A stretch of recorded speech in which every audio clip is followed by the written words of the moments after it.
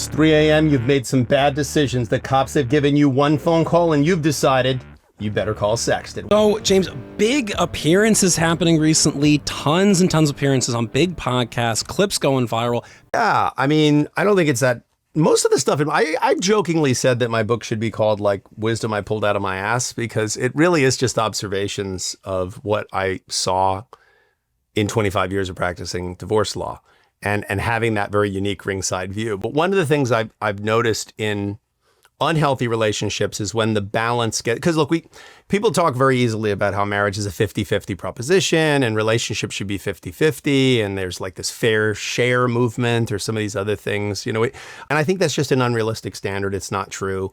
It's not really accurate. It ends up being a lot of the times like an 80-20 and it shifts. So there's times in the relationship where one person's doing 80% of the work, the other person's doing 20% of the work.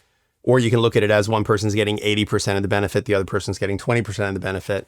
And the question is once you get out of that range, that 80-20 range, where it's higher, where it's like 90-10, or where it's been 80-20 for too long in one direction, that's when I think you start to see. And again, that balance is going to shift from time to time, especially in a long-term relationship where you're going to see each other through losses, through joys, through victories, through struggles that lead to something productive and struggles that lead to absolutely nothing productive and turn out just to feel like failures. So I think that the 80-20 rule, I talk a lot about it in my book, but I think it's a more realistic way of looking at relationships. And it's a more realistic way of seeing if your relationships felt out of balance for too long. There's all kinds of things that the 80-20 rule applies, but I think in relationships, it definitely applies in a significant way. I think it's pretty common for people after the emotional aspects of the loss. I think it's very much like Elizabeth Kubler-Ross's Stages of Death and Dying. I think it's that same kind of loss when you divorce.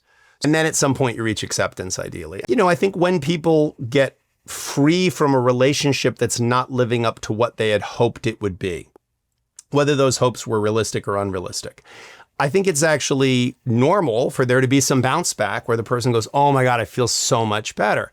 Yeah, of course, you feel better because you were putting a tremendous amount of pressure on yourself to feel a certain way. But again, it creates a standard that you have to live up to. And if your real life isn't living up to that depth of connection, I think there's a certain loneliness and sadness that comes with that. And then when you're freed from that, you feel better, because it feels so good when I stop.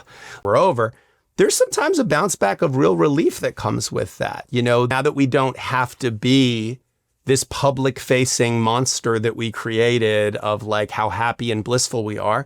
Now we can be free. Now we can be who we're supposed to be to each other. And that must feel very good. You can be who you are, and we don't have to try to be perfect to each other anymore. I mean, the truth is, the shame is very often if you'd had that conversation while you were in the relationship, you might not have needed to end the relationship because you could find new relationship within the relationship you previously had. But yeah, look, I think men and women communicate differently.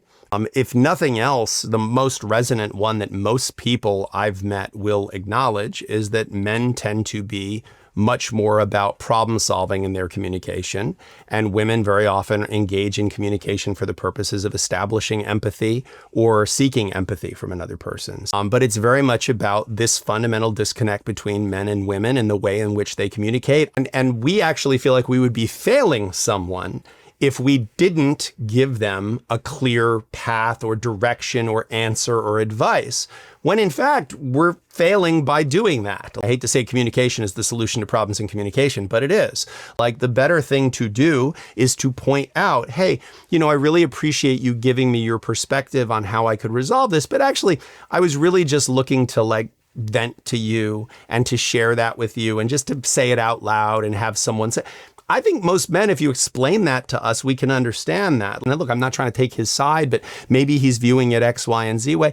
Again, the solution to bad communication is good communication. And I think it would be better if we stopped looking at it like a war where everybody tries to kill each other and everybody wants to be right, and started looking at it as a problem we both need to solve, a problem that we both want to get better. A lot of what my book is about and a lot of what my speaking in relationship space is about is just how do we understand each other better? How do we share with ourselves and then with another person the things that we're afraid of, the things we need to work on, the things that inspire us? How do we cheer each other on? And how do we correct each other when we're missing the mark?